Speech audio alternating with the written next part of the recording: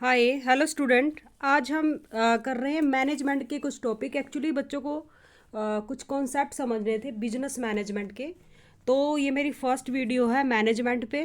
तो आपका जो फर्स्ट यूनिट है उसमें सबसे पहले introduction, concept, objective, nature, scope, significance of management, ये कुछ टॉपिक हैं। तो मैं आपको इंट्रोडक्शन से स्टार्ट करा रही हूँ कि मैनेजमेंट होता क्या है। तो आप देख सकते हो मैनेजमेंट क्या है।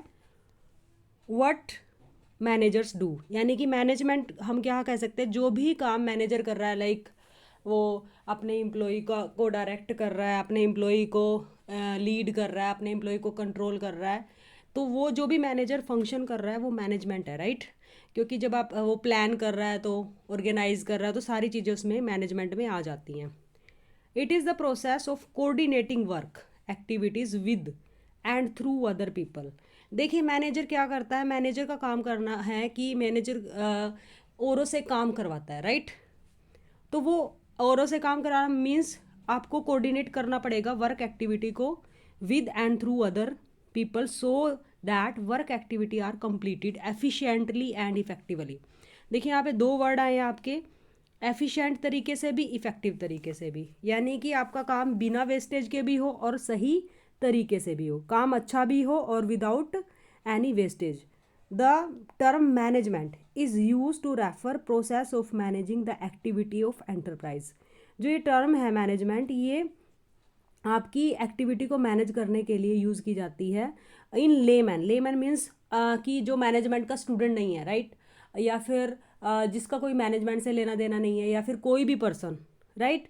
तो आप किसी और को बताना चाहे, सपोज आप बीबीए के स्टूडेंट हो, आपकी मदर पूछे बेटा मैनेजमेंट क्या है, या फिर आपसे किसी और स्ट्रीम के स्टूडेंट पूछे कि मैनेजमेंट क्या है, तो उस लैंग्वेज में आप क्या कह सकते हैं, in layman language management refer to group of personnel of an enterprise who have supervisory role over other.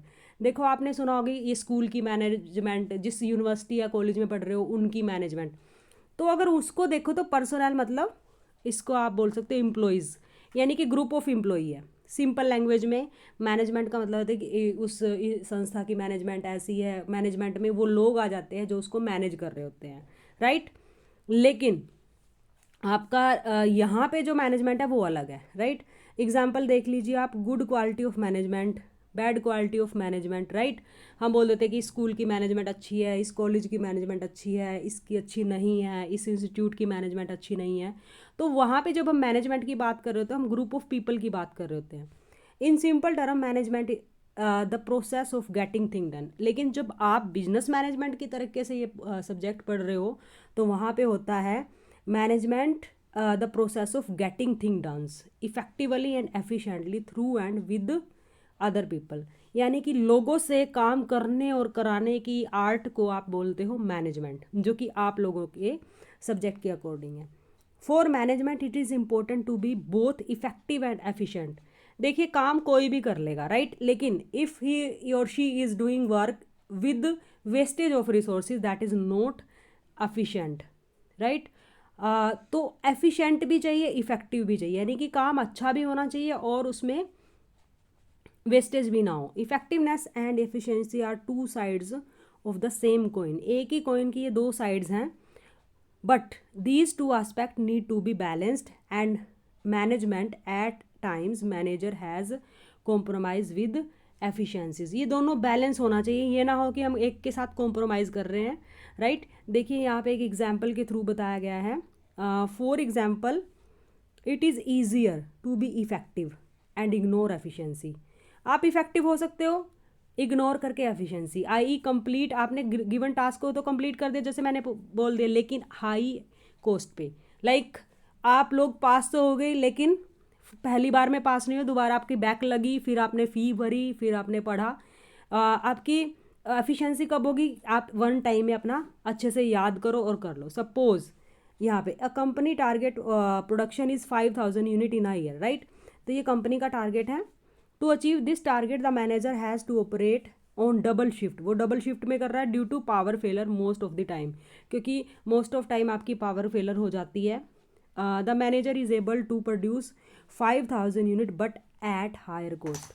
5000 unit भी प्रोड्यूस करनी है लेकिन कॉस्ट भी ज़्यादा नहीं होनी चाहिए। In this case the manager was effective but not so efficient. तो हमें दोनों चीज़ें चाहिए, एफिशिएंसी भी चाहिए और साथ में इफेक्टिवनेस भी। Since for the same output more unit means you have to use more labour, electricity cost भी आपकी ज़्यादा आ जाएगी। आपने 5000 तो प्रोड्यूस कर लिया, लेकिन कॉस्ट देखिए क्या आई है, राइट। तो आपने मान लो कोई सब्जेक्ट प्रिपेयर कर लिया और उस पर कितना टाइम लगाया, वो चीज़ें भी बहुत इंपॉर्टेंट है, right. As a management student आपको भी अपनी एक्टिविटी पे ध्यान देना चाहिए, आपको भी देखना चाहिए कि आप एफिशिएंटली और इफेक्टिवली काम कर रहे हो, right. At times a business में concentrate more on producing goods with fewer resources. तो आपको क्या करना है कि कुछ बार कई बार ऐसा होता है कि फ्यूअर रिसोर्सेज के आपके पास रिसोर्सेज कम है, जैसे कि मैंने इकोनॉमिक्स में बताया था we have scarcity of resources, right. तो इस तरह से फिर वो क्या करते हैं, cutting down cost but not achieving the target production. दूसरा हो सकता है एक तरफ उन्होंने अचीव कर लिया था प्रोडक्शन टारगेट, लेकिन वो इफ़ेक्टिव तरीके से नहीं किया था, राइट, सॉरी एफिशिएंट तरीके से नहीं किया था। दूसरी जगह क्या है कि आपके पास रिसोर्सेज कम होने की वजह से आप टारगेट ही अचीव नहीं कर पा रहे हो, means you are not effective, consequently the goods do not reach the market and hence the demand for the them declines and competitor enter the market. आपकी देखो उनका आप नहीं जब सप्लाई कर पाओगे तो किसको मौका मिल जाएगा, आपके कंपटीटर को मौका मिल जाएगा मार्केट में एंटर करने का। This is a case of being efficient. यहाँ पे एफिशिएंट है but not effective, means you have to be effective as well as efficient. आपको बैलेंस बना के चलना होगा। ये नहीं है कि आप एफिशिएंट तो बहुत हो लेकिन इफेक्टिव नहीं हो। दूसरा ये भी नहीं होना चाहिए कि आप इफेक्टिव ज़्यादा हो और एफिशिएंट नहीं हो, right. Since the good did not reach the market therefore it is important for management to achieve goals effectiveness with minimum resources, i.e. efficiently, means effectiveness should be there and efficiency should be there as possible while maintaining a balance between effectiveness and efficiency. I hope आपको effectiveness का और ये efficiency का बात समझ में आ गया होगा, राइट। अभी हम मूव करते हैं नेक्स्ट उस पर। In simple efficiency means doing things correctly, right. ये आपके लिए बहुत इंपॉर्टेंट टॉपिक है।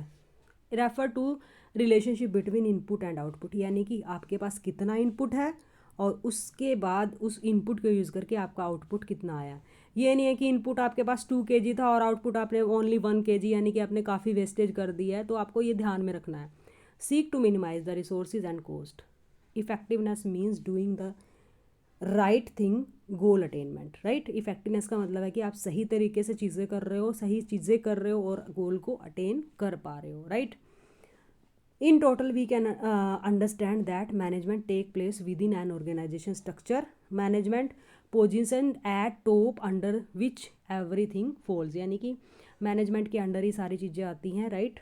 तो आपका इस तरह से आप देख सकते हो, जो मैनेजर है वो आपका फाउंडेशन हो जाता है upon which organisation is build, यानी कि जो मैनेजर है वो आपके पूरे ऑर्गेनाइजेशन जो बनाया गया है उसकी नींव है। फाउंडेशन मीन्स नींव है। तो आप समझ ही सकते हो कि मैनेजर की कितनी फिर रिस्पॉन्सिबिलिटी होती है और आप भी फ्यूचर में मैनेजर ही बनने वाले हो, राइट। देन आपका चाहे डायरेक्टिंग की बात है, कंट्रोलिंग की बात है, तो ये आपका काम आएगा। Most efficiently and effectively to achieve organisational goal such as increase the sales and profitability etcetera. फिर कुछ डेफिनेशन देख लेते हैं। डेफिनेशन बहुत इंपॉर्टेंट है आप लोगों के लिए। कोई यूनिवर्सली एक्सेप्टेड डेफिनेशन नहीं है मैनेजमेंट की, राइट। तो अलग अलग ऑथर ने अलग अलग मैनेजमेंट की डेफिनेशन दी है। सबसे पहले हम मैरी पार्कर फोलेट के अकॉर्डिंग देख लेते हैं। Management is the art of getting things through people. देखिए आप कल को मैनेजर बनोगे तो आप एक टीम को लीड करोगे, तो वहाँ आप दूसरों से काम करवाओगे। हेरोल्ड कुंट्ज के अकॉर्डिंग क्या है, management is art of getting things done same through and with the people in formally organise group. आपको एक फॉर्मली ऑर्गेनाइज ग्रुप से काम लेना है, उनके साथ काम करना है, राइट। और हेनरी फ्योल जिनके प्रिंसिपल भी हैं 14 प्रिंसिपल दिए हैं जिन्होंने, right. To manage is to forecast, to plan, to organise, to command, to coordinate and to control. ये डेफिनेशन आपने ज़रूर करनी है, राइट।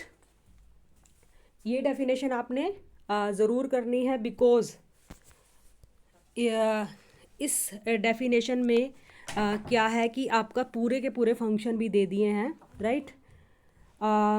नेक्स्ट है in the words of G.R. Terry, management is distinct process consisting of planning, right, organizing, actuating and controlling performance to determine and accomplish the objective by use of people and resources, right। तो इस तरह से आप और भी definition कर सकते हो, डेफिनेशन ज़रूर करनी चाहिए आप लोगों को सो दैट आप अच्छे से कॉन्सेप्ट को समझ सको।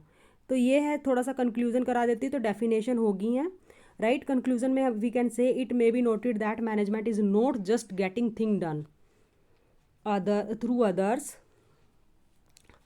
राइट। जो मैनेजमेंट है वो सिर्फ आपका काम लेना ही नहीं है, but it is getting thing through other by satisfying their need. उनकी नीड को भी आपने सेटिस्फाई करना है, राइट।